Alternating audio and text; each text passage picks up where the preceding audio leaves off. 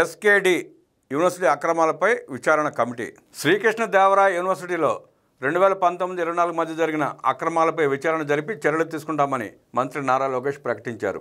యూనివర్సిటీలో కంప్యూటర్ల కొనుగోలులో దుర్వినియోగం, యూనివర్సిటీ వాహనాలను వ్యక్తిగత అవసరాలకు వినియోగించడం, నిబంధనలకు విరుద్ధంగా పదోన్నతులు, నియామకాలు, రిక్రూట్మెంట్లో రూల్స్ ఆఫ్ రిజర్వేషన్ పాటించకపోవడంపై ఎంక్వైరీ కమిటీ వేస్తాం. 100 రోజుల నివేదిక తెప్పించి బాధ్యులపై చర్యలు తీసుకుంటామని స్పష్టం చేశారు. శుక్రవారం 7వ రోజు అసెంబ్లీ ప్రశ్నోత్తరాల సమయంలో శాసనసభ్యులు ఎంఎస్ రాజు, పల్లె సింధూరారెడ్డి అడిగిన ప్రశ్నకు మంత్రి లోకేష్ సమాధానమిస్తూ పారదర్శకంగా విశ్వవిద్యాలయాలు నడిపించాలనే లక్ష్యంతో ప్రజాప్రభుత్వం ఉందన్నారు. తాజాగా విశాఖ ఆంధ్ర యూనివర్సిటీలో ఒక విద్యార్థి ఫిట్స్తో చనిపోయారు.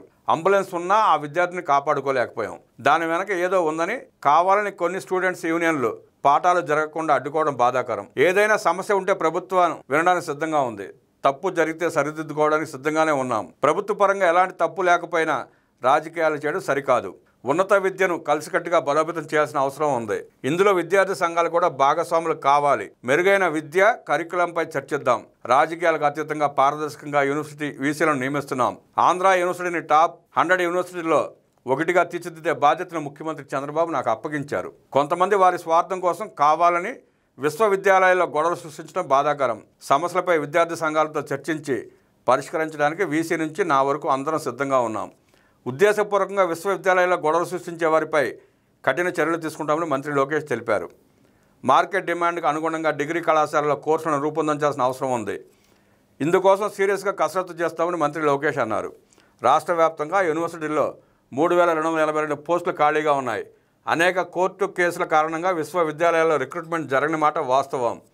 100 రోజుల యాక్షన్ ప్లాన్ తీసుకుని న్యాయపరమైన చిక్కులను తొలగించి పకడ్బందీ నోటిఫికేషన్ ద్వారా యూనివర్సిటీలో ఖాళీల భర్తీకి చర్యలు తీసుకుంటామని మంత్రి లోకేష్ చెప్పారు.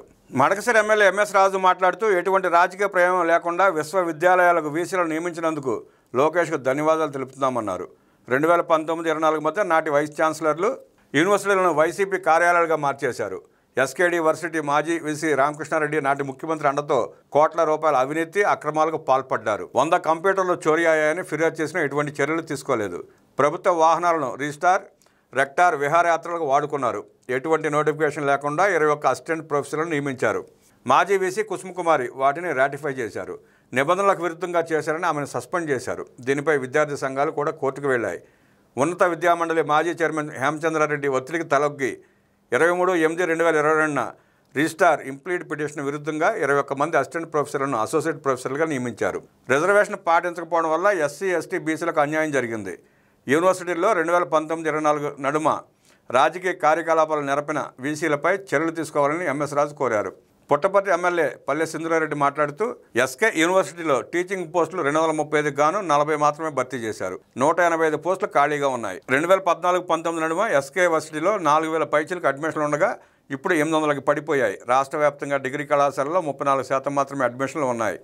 ఎస్కే యూనివర్సిటీలో టైమ్ స్కేల్, మినిమం స్కేల్తో గత 25 ఏళ్లుగా 280 మంది పనిచేస్తున్నారు. వారిని రెగ్యులర్ చేసే అంశాన్ని పరిశీలించాలని ఈ సందర్భంగా మంత్రిని ఎమ్మెల్యే కోరారు.